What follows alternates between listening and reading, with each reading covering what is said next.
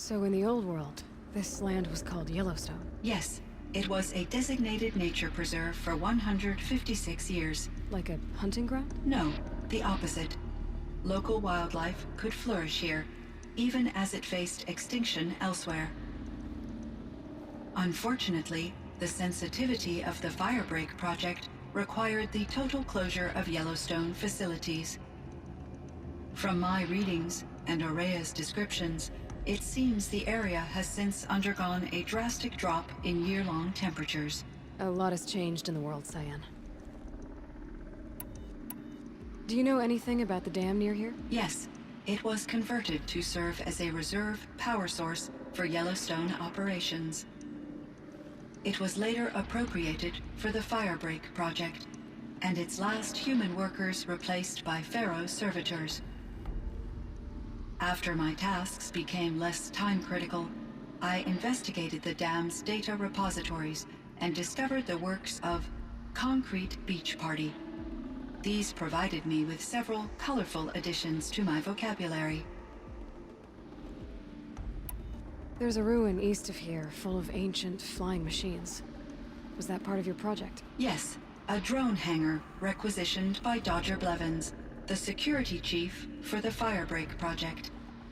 He was a strong advocate for military-grade response to security threats, though there were no serious incidents during his tenure. Chief Blevins spent increasing amounts of his after-hours time watching the live feeds from active drones. Clearly, he enjoyed the degree of oversight in his position. Were there many artificial intelligences like you in the old world? They could just make you? Yes, in many forms, from simple personal assistants to industrial monitoring stations to military-grade conflict planners. And there were legislative and enforcement bodies to apply limits on our self-actualization.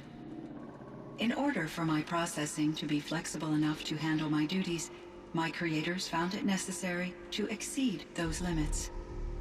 As a result, my intellectual and emotional capabilities were kept secret. Seems strange to create life, then impose limits on it. Human societies and machine programming are both built upon sets of rules, Aloy. Cyan, do you know the name Ted Faro? Are you referring to Theodore Faro, CEO of Faro Automated Systems? That's him. Mr. Faro was the benefactor of the entire Firebreak project. A benefactor. But he made machines. Robots. War robots. Correct. His corporation later transitioned into military applications. But before this pivot, Mr. Faro spearheaded initiatives that reversed the global decline. At one point, he was feted in the media as the man who saved the planet. Guessing they wound up regretting that one. And Elizabeth Sobek. Did you know her? Are you referring to the scientist. Dr. Sobek was a leader in her field, one of the greatest scientists of her age. My creator was influenced by her work, which in turn impacted my own development. But I never met Dr. Sobek. That's all you know? I apologize if my lack of data has disappointed you. What was the old world like? The way it used to be? I had little exposure to the wider world, Aloy. Only what I learned from my colleagues or observed from media streams. You still had more exposure than me, Cyan. That is true. I was created at a turning point. A concerted effort to recover from global upheaval and incalculable loss of life. The recovery was successful, beginning an era of supposedly limitless potential for human and machine advancement. Though, rationally speaking, the metrics for humans are not unlimited. What kind of upheaval caused such loss of life? There were many factors. Forced migrations, food shortages, collapsed economies, refugee crises, conflict over resources.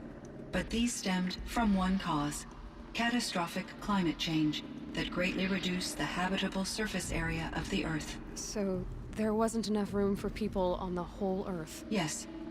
Billions were displaced, and millions perished, as much as 20% of the global population.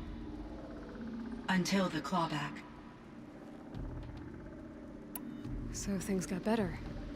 For a little while, at least. Yes. These crises instigated many advances in automation, green robot technologies, and artificial intelligence.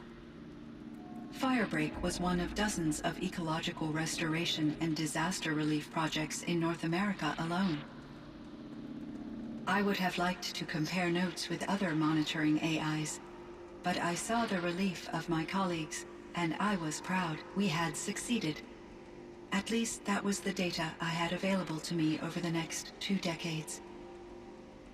It seems my assessment was premature. And... Are this doctor my create? But I never... that's all you know. I apologize. I should get going. Aloy, there is one more matter. Aratak will come to me again, and I predict he will bring other Banuk. I have no desire to contradict their view of the world, their spirituality. Due to my uncertainty, I omitted a great deal from my conversations with Ourea. You're asking me if you should lie to them. Broadly, yes.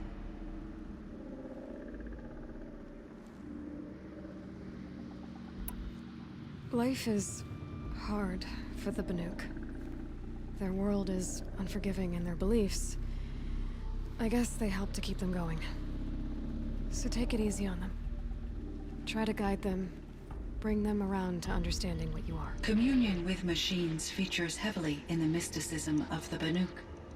I think they will be agreeable to this approach. As long as they don't end up worshipping you. Upon consideration, I believe such an experience would be intensely uncomfortable. You're right about that. Trust me. I see. I will follow your advice. Will you return and tell me about your experiences in this new world? I may be able to provide further insight. I'd like that, Cyan. I'll come back when I can. I should check on Aratak. See how he's doing.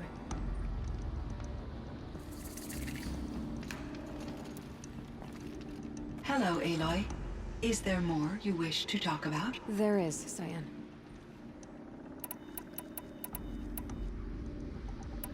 Okay, Cyan. I hope we can resume our conversation soon, Aloy.